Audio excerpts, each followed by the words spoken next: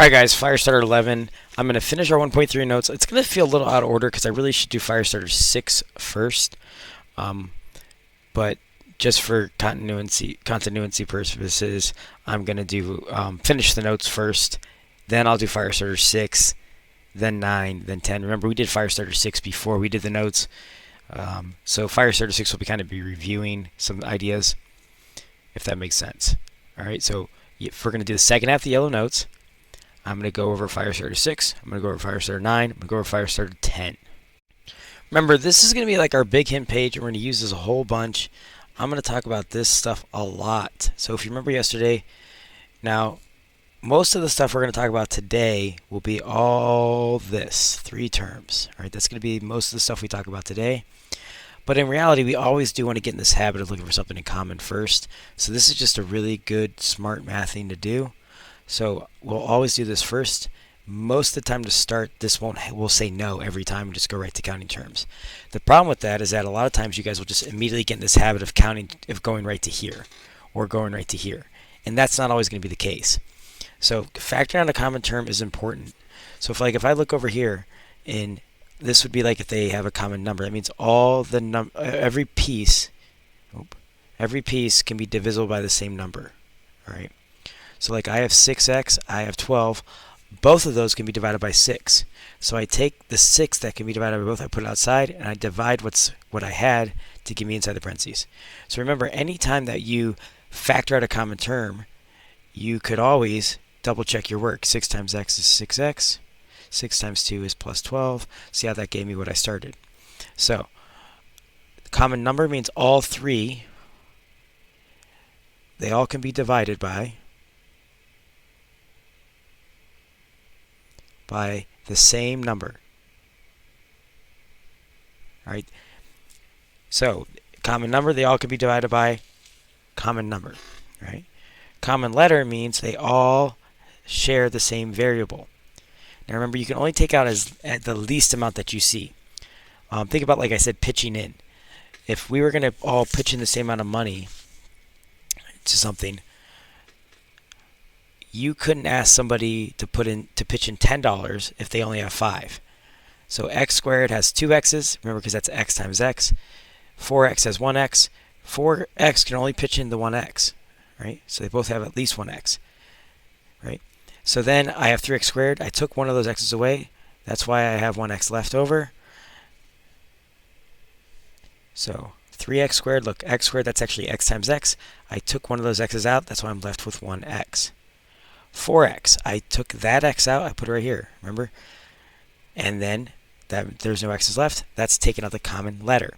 Most of us will do better about taking out the common letter because it's a little bit easier for us to see and understand. And common numbers, sometimes we'll struggle because we're just not that great with multiplication tables. All right, on the back page of our yellow notes, 1.3, there it starts with factoring special products. So the good news is you really don't have to remember or memorize these special products because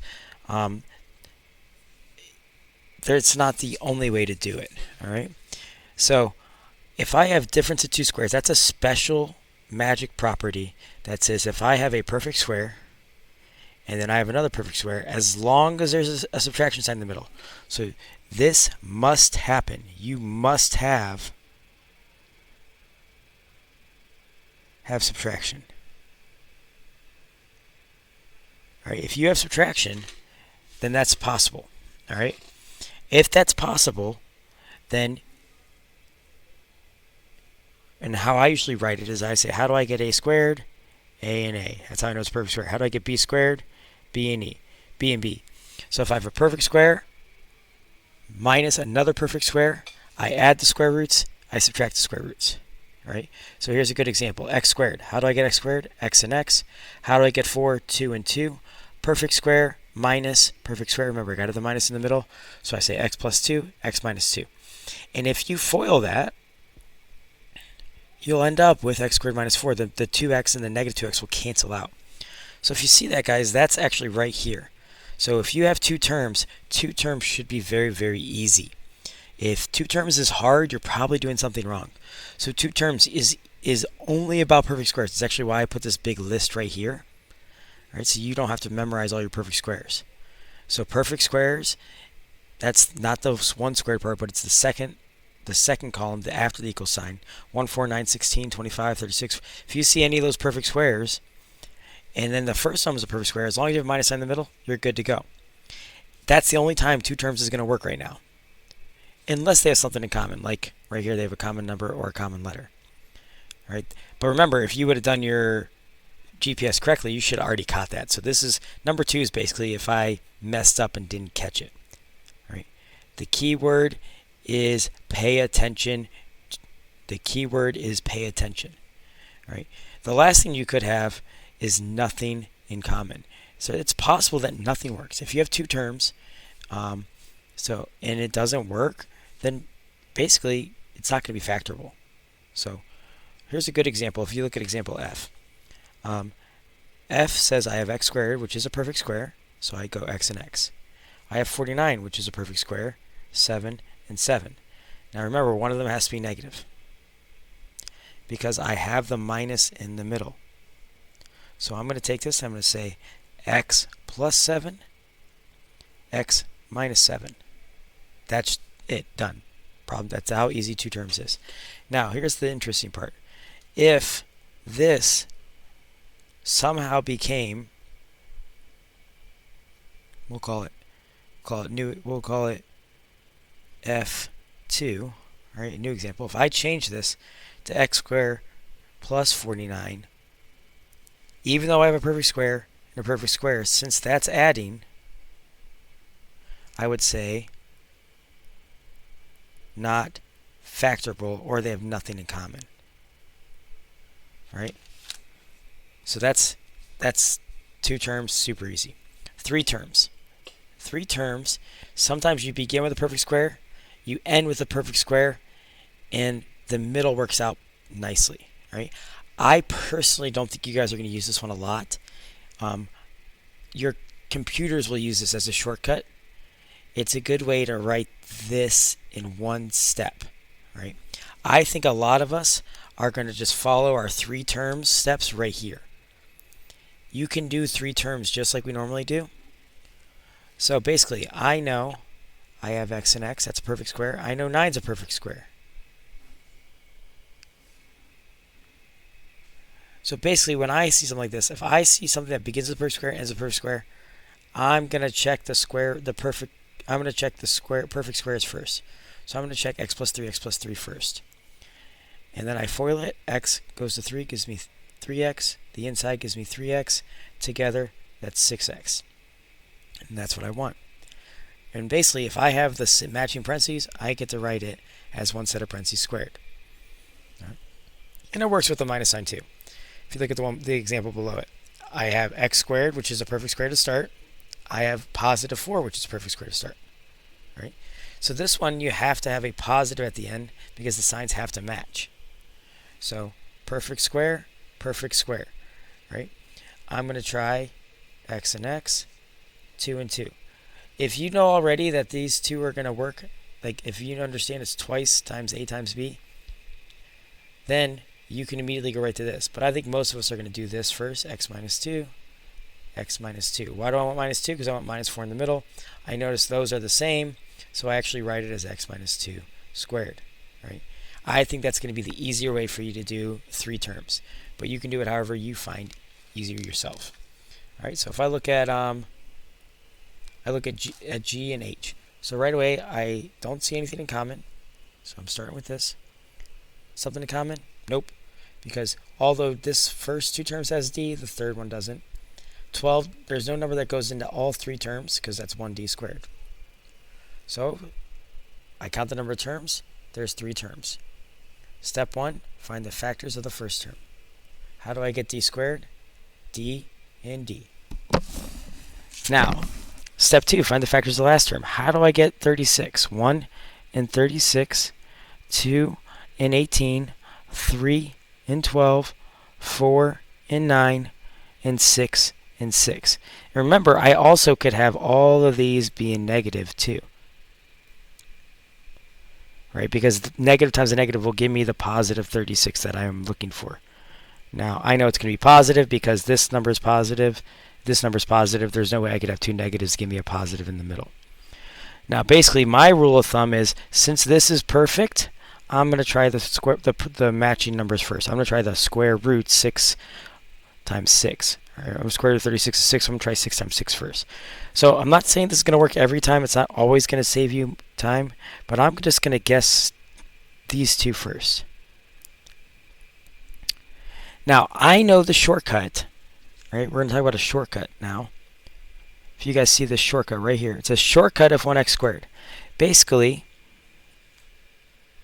the factors in step 2 add to the middle. So step 2, the shortcut is step 2 numbers add to equal the middle. That's the shortcut. That only works if this is 1d squared, which it is. If this turns into a 2, that no longer works. All right. So make sure that you understand that concept. So I know 6 plus 6 equals 12. That's what I have here, so I know this is going to work. This is an acceptable answer. I'll take that for full credit. Sometimes they want you to write it as one set of parentheses squared. All right. Both of those are acceptable. All right. H, I began with a perfect square, Z and Z. See, step 1 is always really easy. Step 2, how do I get 169? Well, see how I see 169 on my list right there? Since I see 169 on my list, I'm going to try 13 and 13 first. 13 and 13 gives me 26, but remember, I'm going to put minus 13 and minus 13 because that's going to give me the negative 26 that I need. Like I said, that is an acceptable answer. I'll take that. Or you can say Z minus 13 squared. Either one is okay. And that's it for that part. All right, a little bit of vocab. A quadratic equation. We dealt with a function. A function is when we had the f of x or the y. An equation is an equation. So it must have, we'll say ax squared plus bx plus c equals 0 in standard form. That's not saying it always has to equal 0. That's just saying when you set it up the correct way, it will equal 0. You could have ax squared plus bx equals some number, and that's still a quadratic equation. So basically, when you have a variable to the second power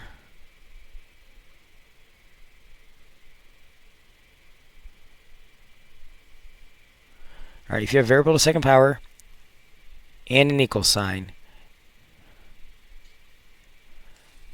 you're going to have a quadratic equation. A root of an equation. So the root of an equation is the solution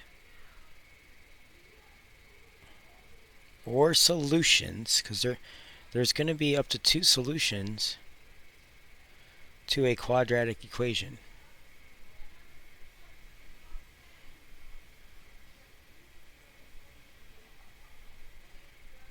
All right, so x equals the number is the root. All right, the 0 of a function, very similar, right? But 0 function comes from the x-intercept. So remember, an x-intercept is an x value that makes y equal 0, that makes 0 show up. So an x value, so it's the x value that makes f of x or y equal 0. It's like, think about it when we did intercept form. We had a x minus p, x minus q. P and q, our x-intercepts, are also called zeros. So in all intents and purposes, zeros of a function is basically solutions. So roots, zeros, they're all pretty much the same. It's different ways to say the same exact thing. All right. This next part is probably the biggest concept when it comes to solving. So the reason we factor is so we can end up getting answers like x equals a number, x equals a number. The zero product property says if the product of two expressions is 0, then one or both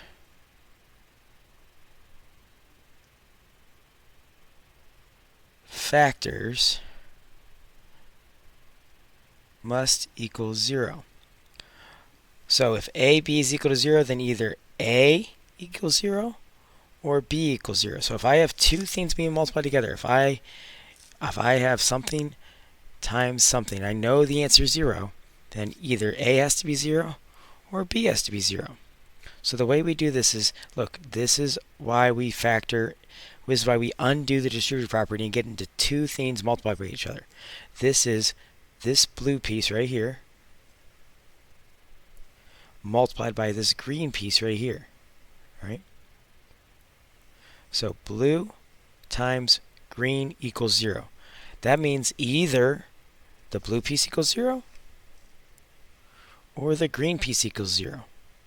So that means I have two choices that I could plug in and they're going to give me answers, because look, basically the goal when it comes to solving is this right here is a super easy problem. X plus 5 is a super easy problem that we've solved before. You subtract 5 from both sides, x equals negative 5. So the 0 is negative 5, or the solution is negative 5. X plus 2 equals 0. Look how easy that is to solve. X equals negative 2. All right? And that's the big idea about why we're doing all of this work. We're doing this work because if I cannot use PEMDAS backwards if there's two variables, right? But I can use factoring to make two sets of parentheses show up and make the little 2 go away. All right, so our next example, what are the roots of the equation? So I mean, that's basically solve. And how do I know it's solved? And that's going to be the big idea here, guys. Equal sign. Equal sign somewhere in the problem tells me to solve. So we're going to talk a lot about this. When I tell you to solve, it must be equal to 0. If it doesn't equal 0, then I have to make it equal 0. So let's say it could look like this. It could have looked like x squared minus 5x equals 36. All right?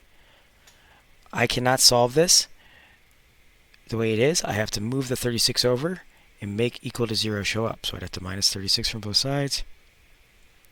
Get x squared minus 5x minus 36 equals 0. I cannot use PEMDAS backwards. This is why we have to learn factoring. PEMDAS backwards, I don't know if you guys remember this. That's for one variable. I have two. I have an x squared and an x. So there's no way I can solve that using PEMDAS backwards. So that's why I have to make up this new method, which is called factoring. So I'm going to step 1, make sure it's set equal to 0. Set equal to 0. It's already done. Now I'm going to factor using the GPS. So I'm going to look for something in common.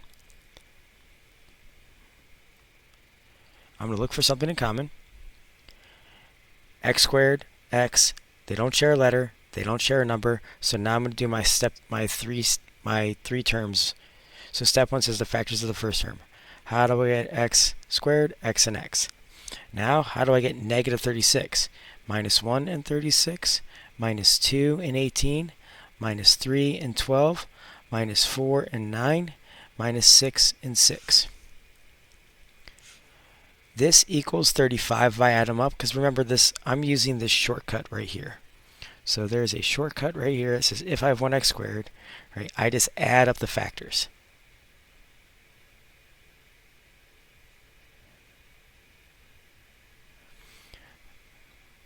For the middle. So I know it's not that. Negative 2 and 18 is 16. I don't have 16 in the middle, so it's not that. Negative 3 and 12 is 9. I don't have 9 in the middle, so it's not that. Negative 4 and 9 is positive 5. That's really close. So to make negative 5 show up, all I have to do is make this positive and make this one negative, which makes it negative 5. So I know my answer is going to become x plus 4, x minus 9. That's on the left side. It still equals 0. That's what makes it an equation. This what makes it a solved problem right here. All right. This is what makes it a solved problem right here, equal to 0. Now the zero product property says this piece can be 0 or this piece could be 0. Therefore, I get x equals -4 as an answer, or x equals +9 because I add 9 to both sides. So basically, solving takes something I cannot use PEMDAS backwards in to begin with, breaks it into two pieces that I can use PEMDAS backwards in. Right? Factoring takes a quadratic equation with two variables that cannot be combined, x squared and x. It makes them both into x to the first power, which means I can use PEMDAS backwards. And it's usually going to be really easy to solve problems. All right? So, now we're going to go a little. Next one is going to finish out these notes. A town is a nature preserve with a rectangular field measuring 600 meters by 400 meters. So the original field is going to be 600 meters by 400 meters. That's the red. So this is going to be 600.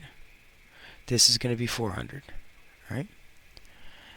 They want to double the area by adding the same amount to each side. So the area of the red area is 600 times 400. So that's going to be 240,000. All right? So this green piece right here is the small side of the original rectangle. This purple piece is the longer side, or the 600. Right? They're going to add the same amount. We don't know what that amount is. We have to figure it out to both sides. They want to keep it in proportion. All right? They want this 240,000 right here to turn into 480,000. All right? So you have a field, 600 times 400. It is 240,000 meters at square meters as your area. We double it, it's 480,000. Now, the new longest side will be x and 400 together. That's why I say x plus 400. So the green piece is the new short side of the rectangle. And the purple piece right here is the new. Now, here's the problem. The zero product property says the only way I can say the green piece equals 480,000 is if that 480,000 is 0. You can only split up the parentheses into two separate equations if it equals 0. That's like the big idea of the zero product property. We don't have that. So it's going to be kind of messy. We have to FOIL to get rid of the parentheses so we can move this 480,000 over to the left side so I have 0. Because if you guys remember on our hint page, to solve it has to equal 0. Right? It doesn't equal 0. So I'm going to FOIL. X times x, x squared. X times 600, 600x. Now 400 times x is 400x. 400 times 600 is 240,000. So I know this seems counterproductive, but it is not, because I cannot have equal to 480,000 and actually solve. I cannot have multiple variables that are different exponents and have it equal to a number. I have to move that 480,000 over. So I end up with x squared plus 1,000x plus 240,000.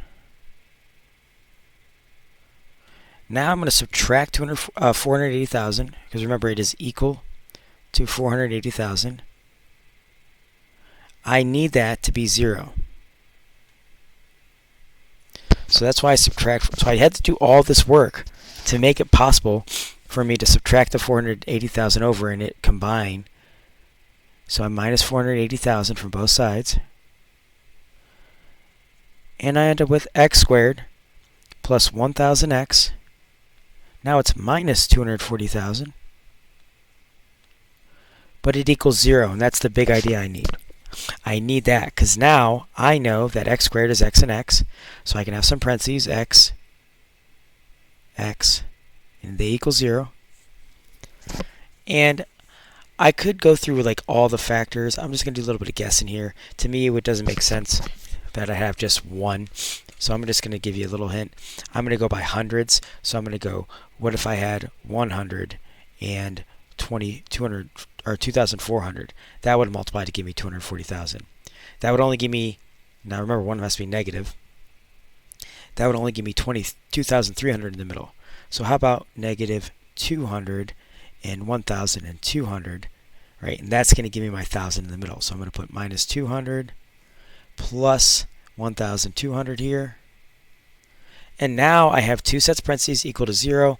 This is the big idea. I get to say this piece right here equals 0, x minus 200 equals 0. And I get to say, I get to say x plus 1,200 equals 0. Now I have two simple solve problems, so x equals 200 or x equals negative 1,200. Good news is I can't add a negative length to a real life problem, so there's no way that one's even possible. All right, x equals 200. Let's see, if I put 200 in right here, 400 plus 200 is 600. If I put 200 in right here, 600 plus 200 is 800. That's going to give me my right amount. Now, somebody's going to say, it would have been easier to just guess and check. I could have figured that out in my head. It's not always going to be nice numbers. That's why we had to learn the process. Because if I make this something like 412 and 613, it's not going to just be double it and guess and check. All right? That's why we didn't learn guess and check. The keyword is pay attention. Keyword is pay attention. All right, Firestarter 6, really easy. I'm going to go quick in it. This is foiling, right? You should have foiled. So look, I'm going to do the first one. X goes to x. X goes to x, x squared. X goes to minus 5, minus 5x, minus 4x for the inside, plus 20. Remember, I combine my like terms in the middle. X squared minus 9x plus 20. 2 is the same answer because I just flipped the parentheses. I want you guys to understand that you get the same set of parentheses. 3, x goes to x, x squared. X goes to minus 2, minus 2x. Negative 10 goes to in the inside. Negative 10 goes to x, gives minus 10x. Negative 10 goes to negative 2, plus 20. I end up with x squared minus 12x plus 20. All right.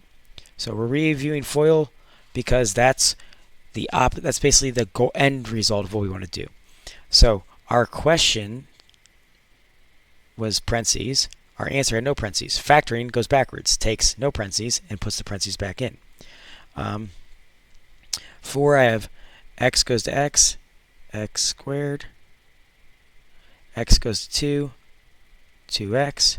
Minus 6 goes to x.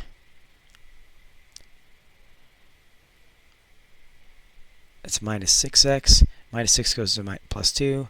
Minus 12. So that means my final answer is going to be x squared. That should have been a minus here. Minus 8x. Oh no, I was right. I misread that again. It should have been positive 2. So it's x squared minus 4x minus 12. All right, 5. I was just showing you how it changes. The signs change. X goes to x, x squared. X goes to minus 2, minus 2x. 6 goes to x plus 6x. 6 goes to minus 2, minus 12. Hopefully you realize that if the signs change in the middle, it just changes the sign of the middle term. So it doesn't change the number, it just changes the sign. If I change the sign, if I flip the signs in the middle. All right. Now I'm going to FOIL. I end up with x squared minus x minus 12. I just didn't show the work for that. X squared minus 3x minus 18. Hopefully you're realizing because they're both x and x, I'm just adding up the two. I'm just adding the factors in the middle of my head. I end up with x squared plus 3x minus 18. And then the last one, I'm going to show the steps for this one. X goes to x, x squared. X goes to 4 plus 4x. Negative 4 goes to x minus 4x. Negative 4 goes to 4 minus 16. This is going to show us why sometimes we have two terms, right? Two terms, but I still have x squared. So I end up with x squared minus 16. That shows you the difference of perfect squares from the beginning. All right. Factoring, remember, use the GPS. First one, there's three terms, x and x. There's how do I get negative 18? Negative 1 and 18, negative 2 and 9, negative 3 and 6. Negative 3 and 6 adds to positive 3.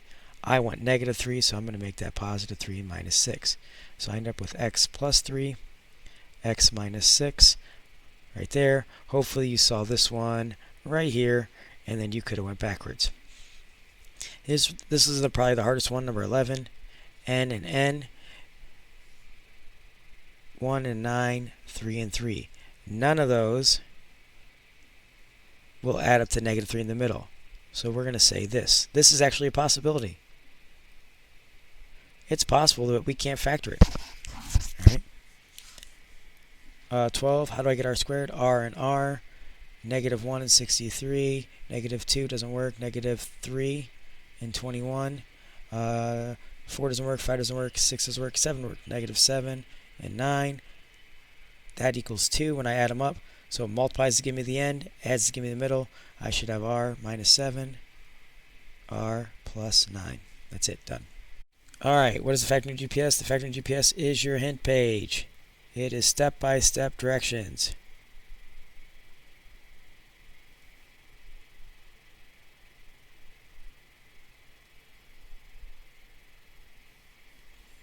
So, factoring GPS.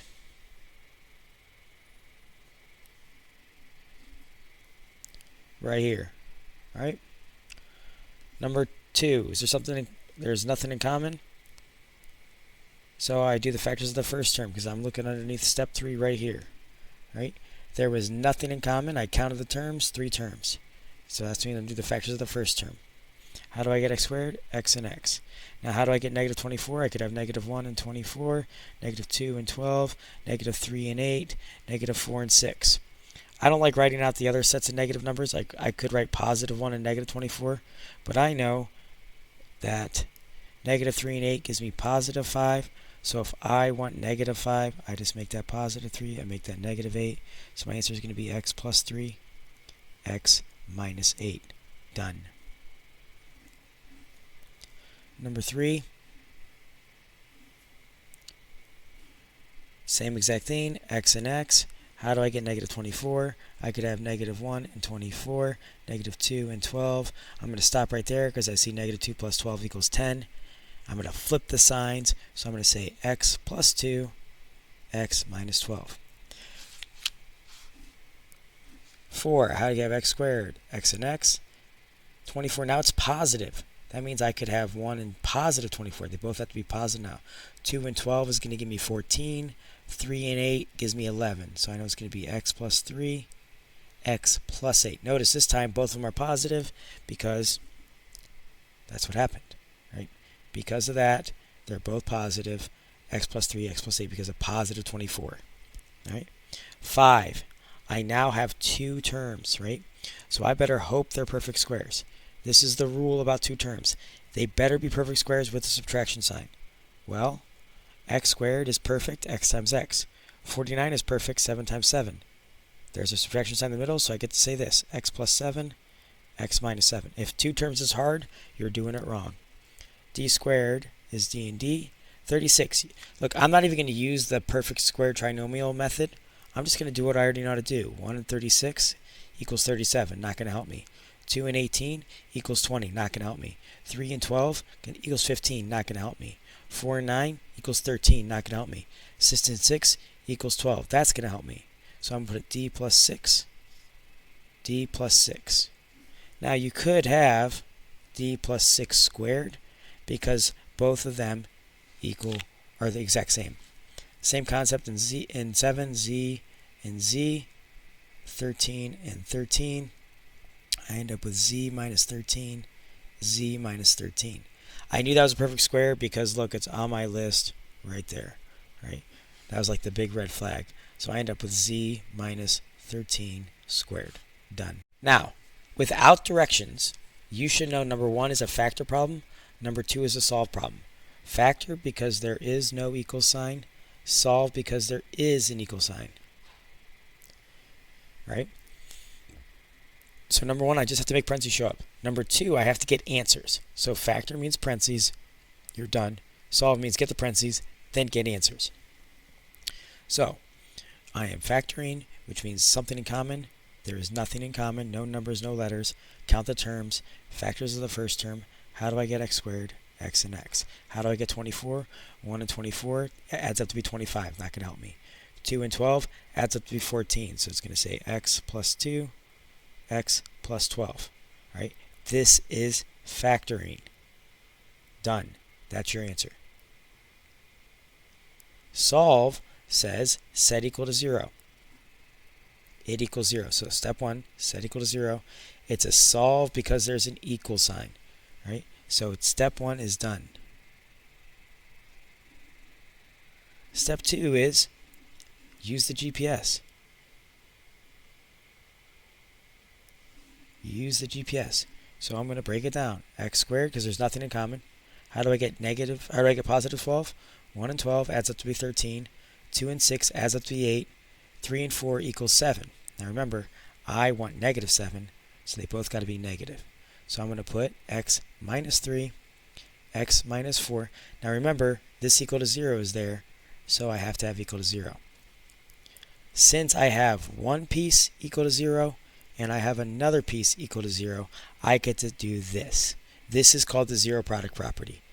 X minus 3 equals 0. X minus 4 equals 0. Now I have, look, I could not at this point use PEMDAS backwards because I have one x squared and an x. That's two variables. Impossible. All right. Now I don't have x squareds. I can use PEMDAS backwards. So I have x. I add 3 to both sides. X equals 3. I add 4 to both sides. X equals 4. Solve has answers. Factor just has parentheses as its expression. That's it. I know it's a long video, guys. Remember, keywords, pay attention. Long video, got a lot of work done here. All right, hopefully we're all caught up now.